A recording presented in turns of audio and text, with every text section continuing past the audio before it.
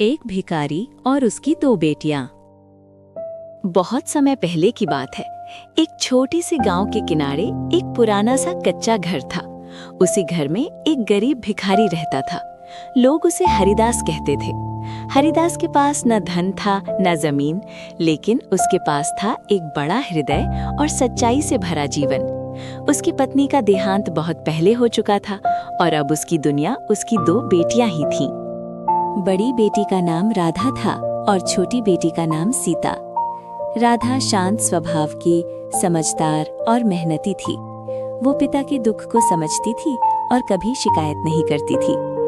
सीता स्वभाव से चंचल थी, लेकिन गरीबी के कारण अक्सर दुखी रहती और मन ही मन दूसरों से अपनी तुलना करती रहती। हरिदास रोज सुबह उठकर भगवान का नाम लेता और फिर गांव में भीख मांगने निकल जाता। जो थोड़ा बहुत मिलता उसी से वो अपनी बेटियों का पेट भरता। वो हमेशा कहता, बेटियों, गरीबी बुरी नहीं होती, बुरा होता है गलत रास्ता।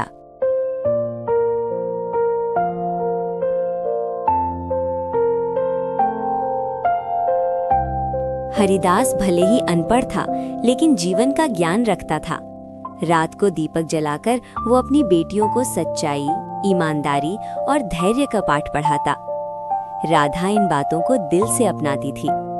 सीता सुनती तो थी, पर उसके मन में सवाल रहते, अगर हम अमीर होते तो क्या हमें ऐसे जीना पड़ता?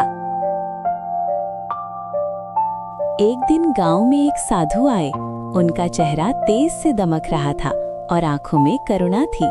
वे हरिदास के घर पहुंचे और बोले, बेटियों, मुझे बहुत प्यास लगी है, क्या मुझे पानी मिलेगा? राधा तुरंत उठी, साफ लोटे में ठंडा पानी लाई और बड़े आदर से साधु के चरणों में बैठ गई। सीता ने भी पानी दिया, लेकिन उसके चेहरे पर थकान और मन में खींच थी। साधु सब समझ गए। उन्होंने मुस्कुराकर कहा, बेटी, हाथ से दिया पानी नहीं, मन से दिया भाव बड़ा होता है।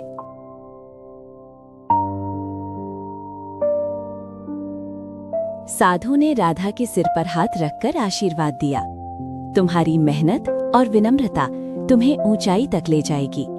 सीता से उन्होंने कहा, तुम्हारे पास भी सब कुछ पाने की शक्ति है, बस संतोष और धैर्य सीखना होगा। ये कहकर साधु चले गए।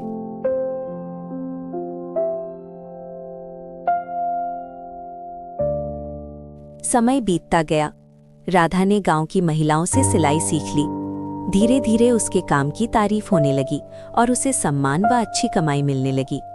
उसने पिता का सहारा बनकर घर की हालत बदल दी।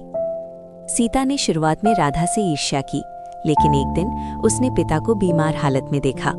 उस दिन उसे समझ आया कि शिकायत से कुछ नहीं बदलता। उसने भी मेहनत शुरू की और पिता की सेवा में लग गई।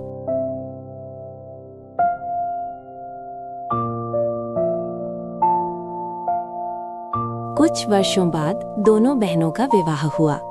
हरिदास अब बूढ़ा हो चला था, लेकिन उसके चेहरे पर संतोष था।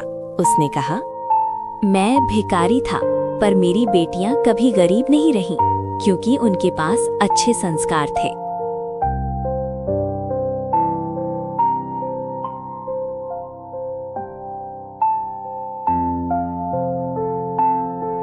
कहानी की सीख: संतोष, मेहनत और अच्छे संस्कार जीवन को समृद्ध बनाते हैं।